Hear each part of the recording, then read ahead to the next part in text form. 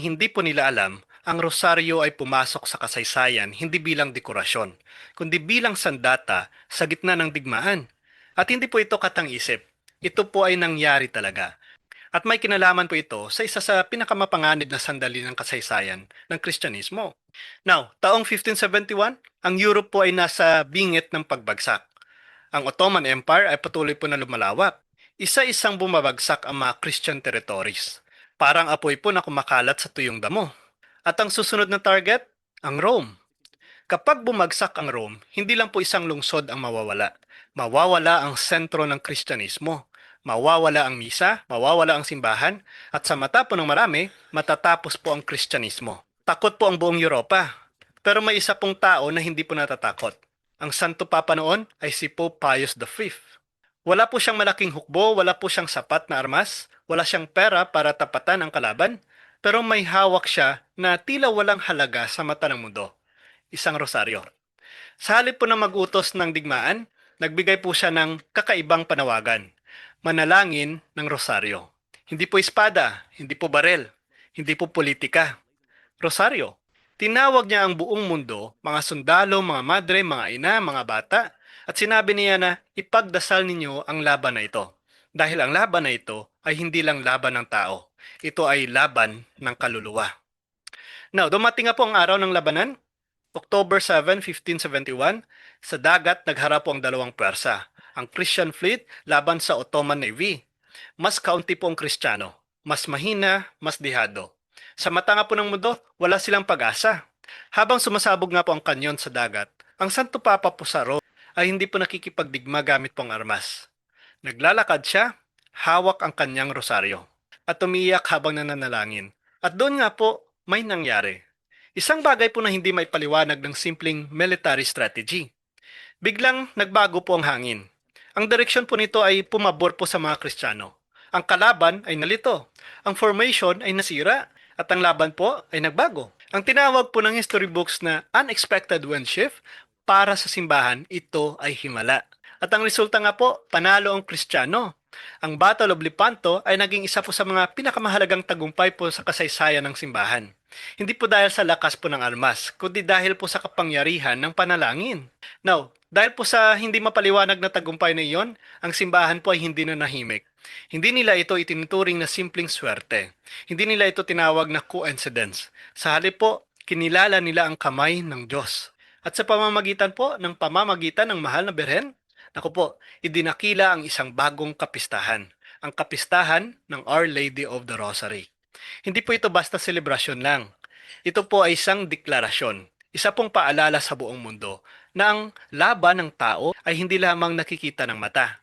Hindi lamang ito laban ng barko, laban sa barko. Hindi lamang po ito laban ng espada, laban sa espada. Ito po ay laban ng pananampalataya, laban sa takot. Laban ng liwanag, laban sa kadiliman. Laban po ng Diyos, laban sa kapangyarihan ng kasalanan. At sa gitna nga po ng laban na iyon, ang rosaryo po ay naging tulay ng langit at lupa. Isipin niyo po ito, habang ang mga sundalo po ay nakikipaglaban sa dagat, naku po ang buong simbahan ay nakaluhod.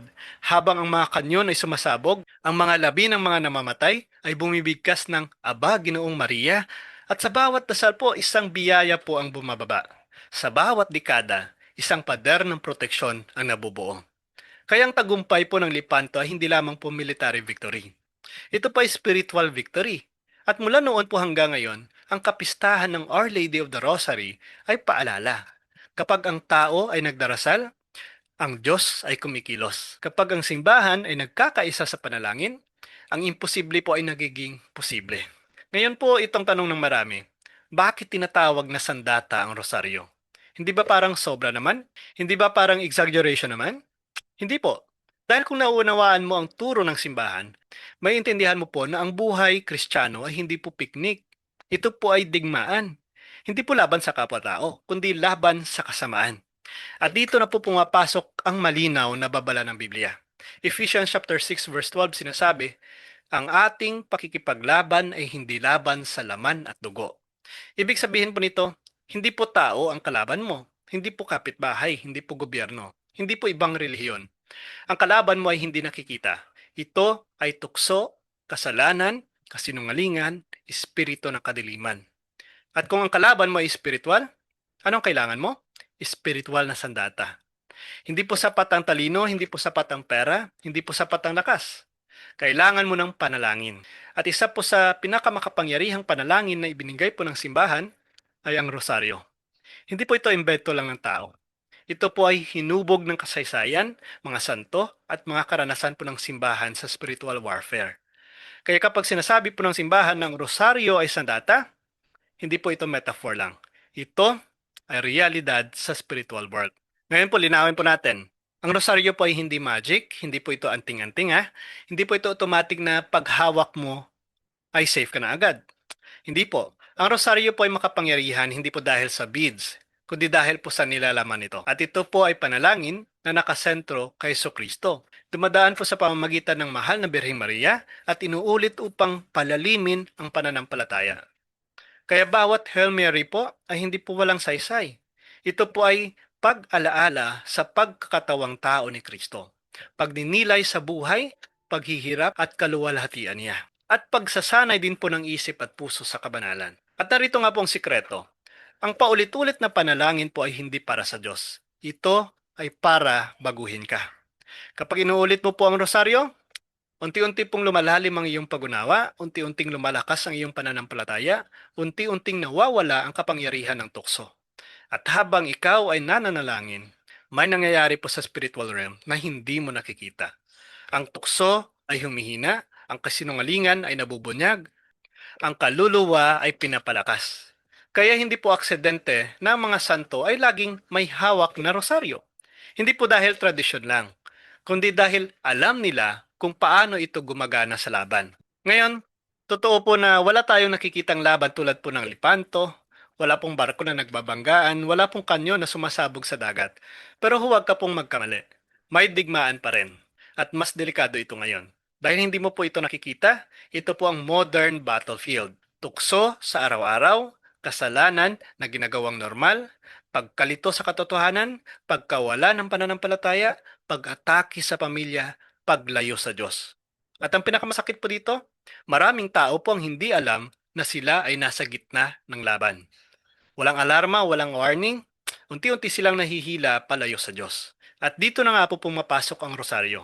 Hindi po ito para manakit, hindi po ito para umatake sa tao, ito po ay para magligtas, para ibalik ang isip sa Diyos, palakasin ang puso laban sa tukso, protektahan ang pamilya, gabayan ang kaluluwa sa gitna po ng kaguluhan. Kaya sa panahon ngayon, ang rosaryo po ay hindi lilipas. Hindi po ito outdated. Mas kailangan ito ngayon kaysa dati. Kaya kung iniisip mo na ang rosaryo ay simpleng dasal lang, baka hindi mo po naunawaan ang laban na kinakaharap mo. Kung titingnan mo po ang rosaryo bilang simpleng dasal, mamimiss mo po ang tunay nitong kapangyarihan. Pero kung titingnan mo ito bilang sandata, maiintindihan mo po kung bakit ito ang hawak ng mga santo. Ang rosaryo ay hindi po dekorasyon. Hindi po ito tradisyon lang. Hindi po ito simpleng paulit-ulit na dasal. Ito ay sandata at minsan na nitong iniligtas ang mundo. Kaya ang tanong po ay hindi po kung may kapangyarihan ng rosaryo. Ang tanong ay hawak mo ba ito sa laban ng iyong buhay? I will pray always the rosary. At kung sangayon po kayo, please comment down below. The rosary is the powerful spiritual weapon. Please like and share, ibahagi po natin ang video na ito, at please support po ang ating YouTube channel. Ang link po ay nasa description. God bless po sa ating lahat.